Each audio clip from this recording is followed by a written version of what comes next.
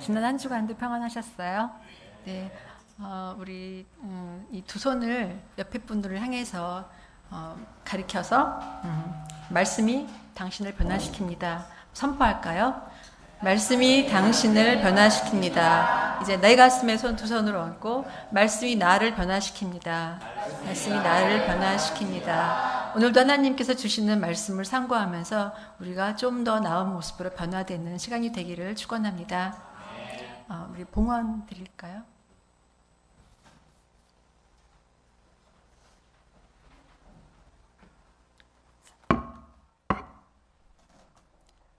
예배의 순서에 따라 주님께 예물을 봉헌합니다. 저희의 소유가 저희 것이 아니라 하나님 것이요 하나님께서 저희에게 잠시 맡겨놓으신 것임을 마음을 담아서 고백합니다. 저희의 시선이 언제나 세상의 물질을 응시하지 않게 하시고 물질의 주인이신 하나님께 저희의 마음이 고정되게 하시옵소서. 11조로 또 감사헌금으로 선교헌금으로 주일헌금으로 마음에 정한 예물로 봉헌합니다. 봉헌된 예물이 연락되기를 원하오며 봉헌하는 마음들에는 하늘의 복이 충만케 하시옵소서. 주님 앞에 오직 감사하는 마음으로 예물을 올려드린 손길마다 사연들이 있고 또 바람이 있는 줄 주님께서 아시오매 손길 위에 마음 위에 위로와 평안과 소망을 주시옵소서. 예수 그리스도 이름으로 봉헌기도 드립니다. 아멘.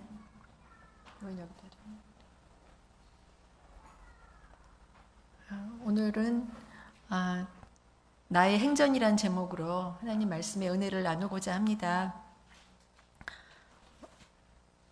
이 말씀을 먼저 읽고 봉헌기도가 드린 제가 순서에 익숙하지가 않아가지고 죄송하네요. 네. 오늘 말씀은 사도행전 2장 17절 말씀입니다.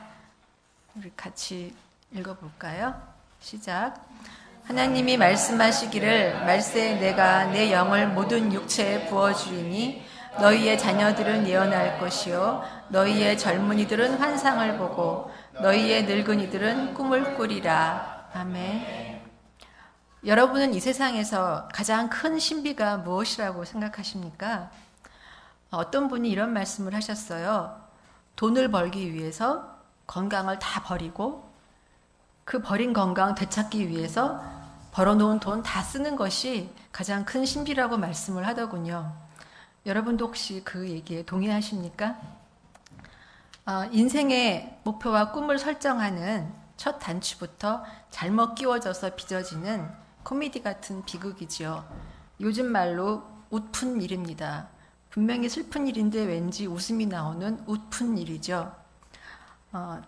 그런데 이렇게 돈을 벌기 위해서 건강을 다 버리고 또 그 건강을 되찾기 위해서 벌어놓은 돈 다 쓰는 웃픈 일이 우리 주위에 의외로 많은 것을 발견하게 되지 않습니까? 영국의 한 기업가에게 누가 질문을 합니다.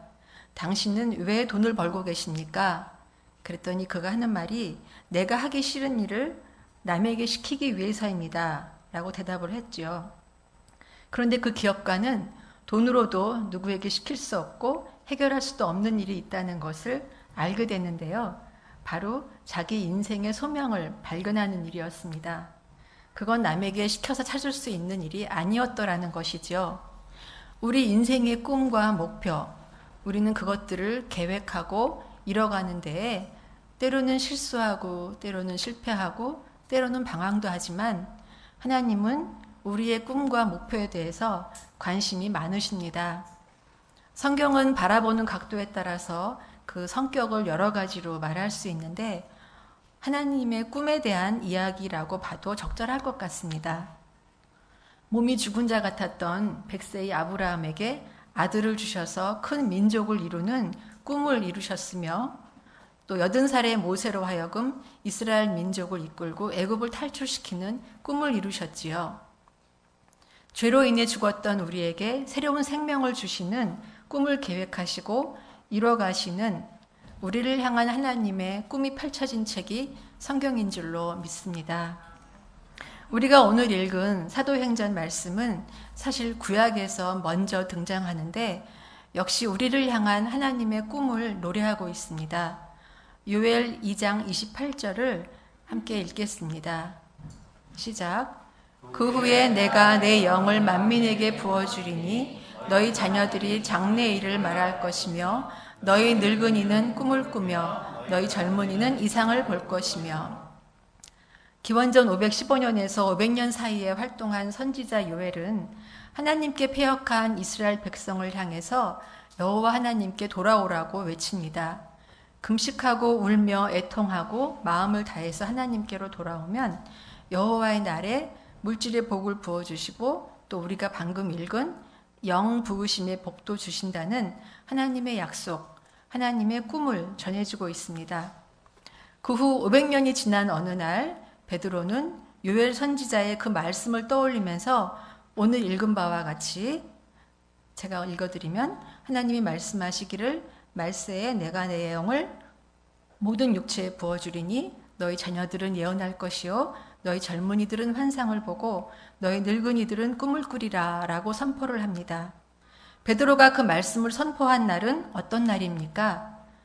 예수께서 아무 죄 없이 십자가에 못 박혀 죽으시고 3일 만에 죽은 자 가운데서 부활하신 후 제자들과 함께 40일을 지내시다가 제자들의 눈앞에서 하늘로 올리우신 지 열흘이 지난 오순절이었습니다.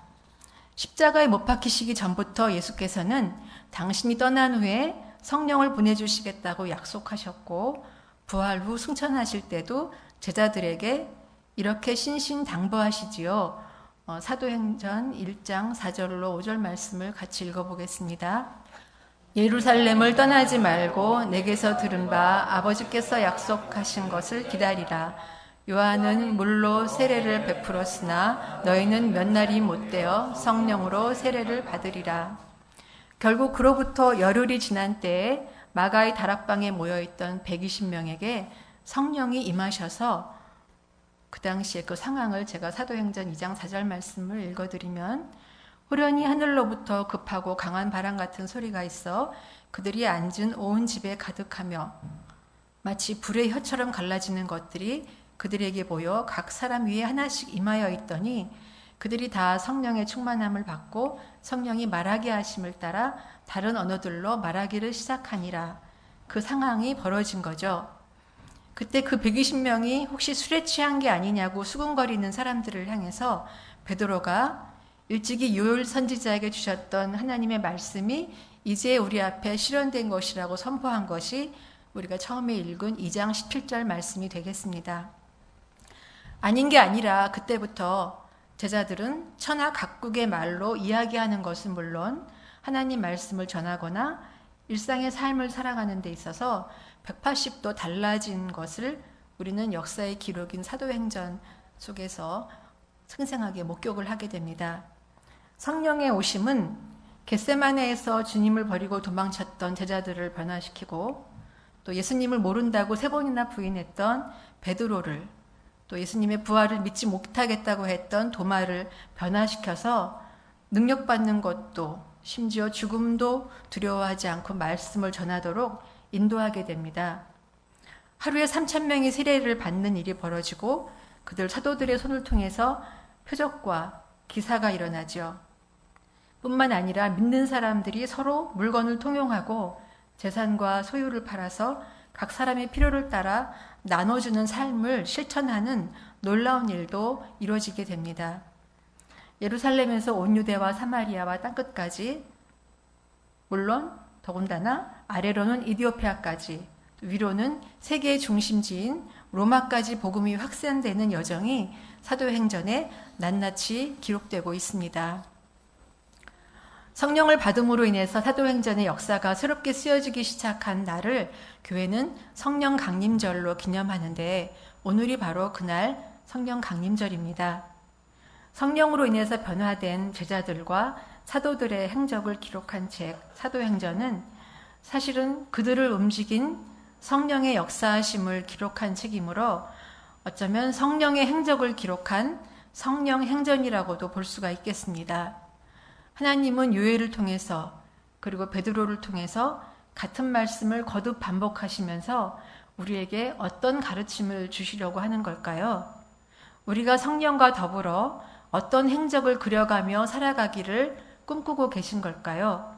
이 시간 그 점을 상고해 보고자 합니다. 먼저 성령은 말세에 위로부터 주신다고 약속하고 계십니다. 사도행전 2장 17절이 요엘 2장 28절과 크게 눈에 띄게 다른 부분은 말세에라는 말이 들어간 것이죠. 예수께서 이 땅에 오신 초림과 앞으로 다시 오실 재림 사이의 기간을 말세라고 합니다. 우리는 그 말세, 종말의 때를 살고 있는데 종말을 사는 우리에게 성령을 위로부터 선물로 주신다는 것입니다. 비록 예수께서 곁에 계시지는 않지만 또 다른 보혜사 성령을 보내주셔서 우리와 영원토록 함께 하도록 하시겠다고 예수께서 약속을 하셨습니다. 성령과 함께 한다는 것은 거룩하신 자에게 기름 부으심을 받는다는 것입니다. 성령을 받는다는 건 거룩하신 예수 그리스도가 우리에게 기름을 부어주신다는 것이며, 기름 부음을 받는다는 건 우리가 구별된 자로 산다는 것이죠. 구별된 자가 된다는 말씀입니다. 성령을 받아서 구별된 삶을 살아야 성령이 준 선물인 은사, 카리스마를 입어서 능력 있는 삶을 살게 됩니다. 그리스도가 되신 나사렛 예수가 그러셨으며 나약하고 입속 차리기에 급급했던 사내들에서 죽음도 불사하는 새로운 피조물로 변화된 제자들이 바로 그러했습니다. 이제는 우리의 차례인 줄로 믿습니다. 아멘. 우리의 차례인 줄로 믿습니다. 베드로는 이렇게 말합니다. 사도행전 2장 38절을 같이 읽어보겠습니다. 너희가 회개하여 각각 예수 그리스도의 이름으로 세례를 받고 죄사함을 받으라. 그리하면 성령의 선물을 받으리니. 이미 세례받고 죄사함을 받은 우리는 분명 성령을 위로부터 선물 받았습니다. 하지만 얼마나 성령의 능력을 발휘하며 살고 있을까요? 그 아픈 질문을 가슴에 한켠에 두고 말씀을 계속 나눠보겠습니다.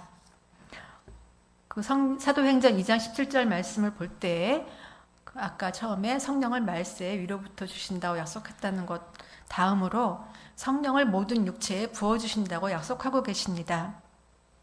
모든 육체에 기름을 부어주신다는 거죠. 구약시대의 기름 부으심이라는 것은 제사장이나 선지장이나 왕과 같은 특별한 사람들에게만 해당되는 것이었습니다. 그런데 모든 육체, 만민에게 성령을 기름을 부어주신다는 것입니다.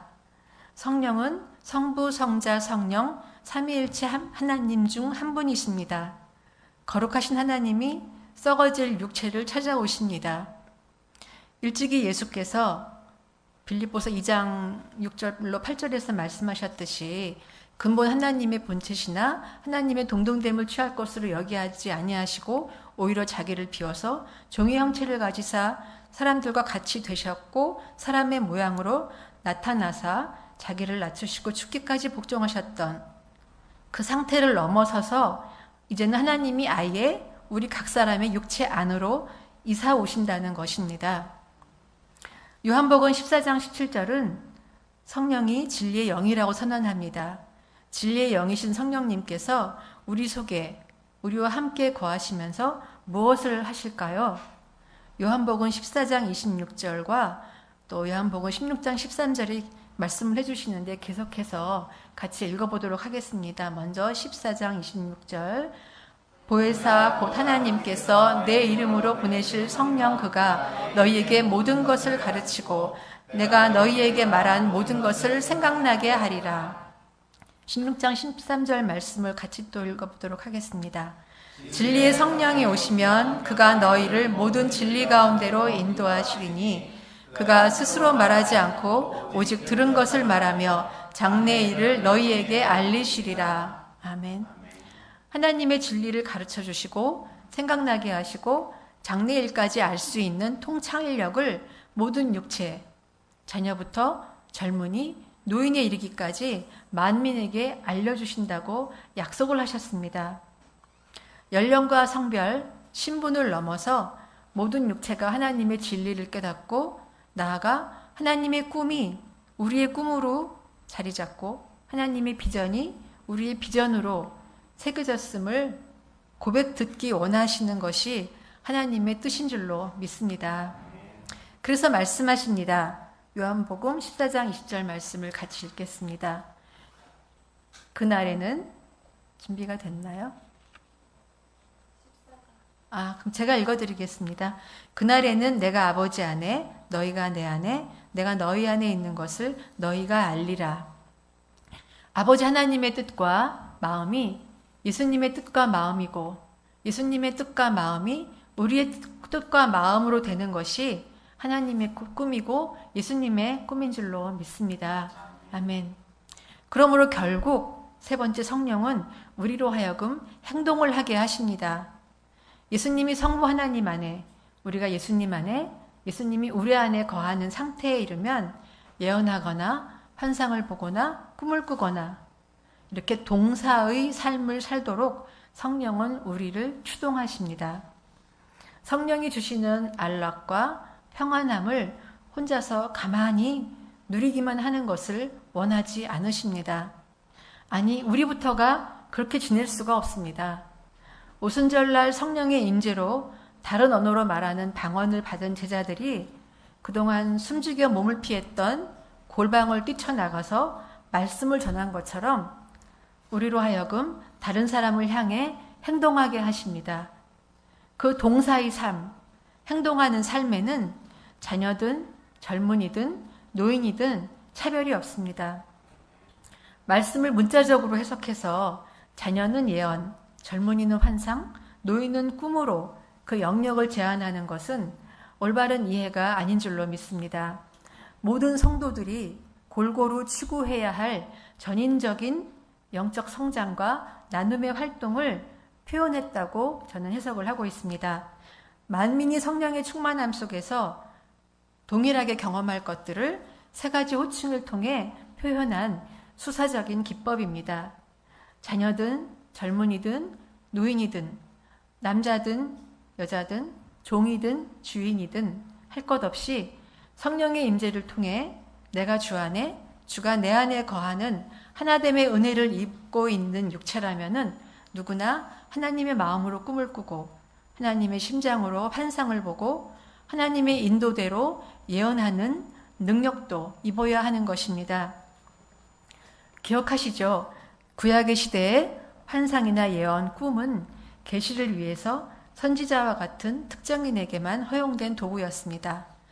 그러나 이제는 여러분 다 아시다시피 베드로전서 2장 9절에서 말씀하셨듯이 너희는, 우리는 택하신 족속이요 왕 같은 제사장들입니다. 누구나 성령이 이끄시는 대로 성령과 하나 되어서 호흡하고 행동할 길이 열렸습니다. 다만 예언에 대해서 살펴보자면 성경이 언급하는 예언은 결코 점치는 행위가 아닙니다. 한자를 포기할 경우 미리 예를 사용하지 않고 맡길 예를 사용합니다. 하나님의 말씀을 맡은 것이 예언입니다. 하나님 말씀으로 과거와 현재, 미래 혹은 자신과 타인의 삶을 통찰하고 해석하고 행동하는 포괄적인 영역을 가리킵니다. 고린도전서 14장에서 예언과 방언을 비교한 바울의 가르침을 보면 예언이란 덕을 세우며 권면하며 위로하는 것으로서 교회의 덕이 되기 위해 하는 모든 말과 행동을 가리킵니다. 길 없는 시대에 하나님 말씀 안에서 길을 찾아 선포하는 것입니다. 환상을 본다는 것은 영어 성경에서는 비전을 본다고 표현하고 있습니다. 만민이 바라보고 나아갈 목표를 분명히 보여주는 것입니다. 그러고 보면 예언과 환상과 꿈이 크게 다르지 않은 영역을 표현하고 있다고 봐도 무리가 없다고 생각을 합니다. 성령이 육체 안에 찾아와서 거하실 때 일어나는 그러한 변화로 인해 예수께서 남기고 가신 제자들은 뚜벅뚜벅 사도행전을 써나갔고 그들의 행전은 2000년 동안 수많은 이들에게 선한 영향력을 발휘해 왔습니다. 이제 성령께서는 우리를 초청하십니다. 사도행전이 아니라 바로 우리의 행전, 나의 행전을 고백해 보라고 요청을 하고 계십니다. 내 신앙의 행전, 성령과 함께 예수의 발자취를 따라 걸은 그 발걸음의 기록을 하나님께서는 요청하고 계십니다. 죽었던 생명이 예수 십자가의 피에 힘입어 생명을 찾고 어떻게 달라졌는지, 우리 각자는 뭐라고 고백할 것인지 그 이야기를 듣고 싶어 하십니다. 나의 행전의 기준은 제가 3가지로 한번 생각을 해봤습니다. 첫째, 믿음에서 확신으로 변화되었는가? 엘리즈 셰핑이라는 사람을 여러분 아마 모르고 계실 거예요. 엘리즈 셰핑은 30대 초반부터 20여 년간 구한말 조선의 호남 땅에서 나병 환자와 고아들을 돌보다가 영양실조로 별세한 미국의 여성 선교사입니다. 영광도 명예도 남기지 않은 채 그가 영양실조로 별세할 때 남긴 건 담요 1장, 동전 7전, 강냉이 가루 2홉뿐이었습니다. 그것은 오직 삶으로 주님을 드러낸 확신의 신앙 행전을 썼습니다. 예수님 옷자락이라도 잡아야 살겠다고 발버둥 치는 것이 믿음이라면 돌을 던지는 자들 앞에서 하늘을 바라보며 그들을 위해 기도한 스데반의 모습이 확신일 것입니다. 믿음에서 확신으로 나아간 행전을 지금 우리는 각자 쓰고 있는지 성령께서 물으십니다. 둘째는 욕망에서 소망으로 변화되었는가? 프란시스 윌라드라는 미국 여성, 19세기 여성이 있습니다. 그 시대 쉽지 않게 노스웨스턴 대학의 교수가 되었다가 35세 되던 어느 날 2가지 초빙을 동시에 받게 됩니다. 하나는 연봉이 엄청난 노스웨스턴 대학의 총장으로 부름받는 것이고, 또 하나는 한 푼의 수입도 없이 그 다음 날부터 무엇을 먹을까 염려해야 하는 기독교 여성 절제회의 시카고 지부장으로 일해달라는 부탁이었습니다. 그녀는 하나님의 영광을 드러내는 데 일생을 바치겠노라고 다짐했던 19살 때의 결심을 기억하면서 기독교 여성 절제회를 선택하고 미국의 종교사회운동에 헌신하는 길을 걸으면서 자신만의 신앙 행전을 써갔던 여인입니다. 그래서 그 시대에 미국의 동전에까지 그 여성의 얼굴이 새겨져 있던 그런 여성입니다. 천국에서 예수님 옆자리를 차지하고 싶어서 다투는 것이 욕망이라면 나는 심었고 너는 물을 주었으되 오직 하나님께서 자라게 하신다고 자신을 낮추는 것이 소망입니다. 그 소망으로 낮아진 행전을 지금 우리가 각자가 쓰고 있는지 성령께서 묻고 계십니다. 셋째는 두려움에서 담대함으로 변화되었는가? 붙들려가는 예수를 버리고 도망간 것이 두려움이라면 감옥에서도 찬송할 수 있는 것이 담대함입니다. 지금 우리 각자가 세상 앞에서 얼마나 담대한 행전을 쓰고 있는지 성령께서 묻고 계십니다. 성경 전체에서 담대히란 단어를 찾아봤어요. 신구약 합해서 모두 23번 등장하는데 그중 10번이 사도행전에 등장하고 있고 서신서까지 범위를 넓혔을 때 모두 18번을 사도들이 사용하면서 성전을 기록했습니다. 담대히란 단어가 총 23번 중 18번 신약 성경에 등장한다는 사실은 오순절 강림한 그 성령의 영향이, 그 강력한 영향력이 그들의 삶에 어떤 영향을 미쳤는지, 그들의 삶을 어떻게 변화시켰는지 단적으로 증명해주고 있습니다. 재밌는 것은 신약에서 담대히라는 부사는 모두 말하다라는 동사로 이어지고 있었습니다. 신약의 제자들은 담대히 말했습니다. 담대히 강론했습니다. 담대히 말을 전했습니다. 본 것, 배운 것, 들은 것을 담대히 말할 수 있는 증인으로 변화된 것입니다. 우리는 그 증인으로 변화되었는지, 증인으로서의 신앙 행전을 쓰고 있는지 성령 강림절날 성령님이 저에게 또 여러분에게 우리 모두에게 묻고 계십니다. 골짜기의 마른 뼈와도 같았던 우리 인생에 살을 입히고 가죽으로 덮고 생기를 넣어주셔서 우리에게 새로운 생명을 주신 하나님이 그냥 이대로가 좋습니다 하는 편안함과 안락함에 머물지 말고 한 걸음 더 나아가서 우리 각자를 향한 하나님의 꿈의 역사를 우리 각자가 나의 행전으로 고백하기를 기대하신다는 사실, 그리고 우리가 하나님의 마음이 되어서 누군가의 인생을 향해서도 하나님의 꿈과 똑같은 꿈을 꾸고 환상을 보며 위로하고 권면하는 말로 덕을 세우기를 하나님은 우리에게 기대하신다는 사실도 이 성령 강림절 아침에 하나님의 음성으로 들으시기를 축원합니다. 모든 육체를 향한 하나님의 그 뜻을 헤아리면서도 자신의 형편이나 조건, 어쩌면 연세를 핑계로 뒷걸음질 치지 않으시기를, 또 자녀가 너무 어리다는 이유로 자녀를 가르치거나 훈련시키는 것을 미루지 않으시기를 권면드리면서 6살이 채 안 된 어린이가 쓴 간단한 시를 소개합니다. 보여주시겠어요? 네. 기도는 참 좋아요. 불이 나면 물로 끄지만 마귀가 오면 기도로 꺼요. 그 어린 나이에게도 성령님은 강림하셨고 성령님은 그 아이와 함께 어린 시절부터 그 아이의 신앙 행전을 함께 쓰신 것입니다.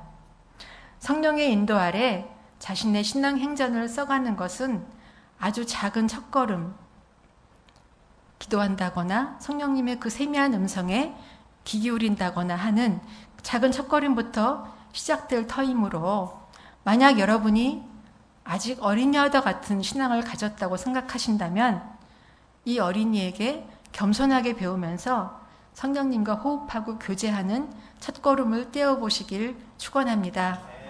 그리하여 날마다 그리스도의 장성한 분량을 향해 조금씩 성장하는 저와 여러분이 되기를 축원합니다. 아멘. 기도하겠습니다.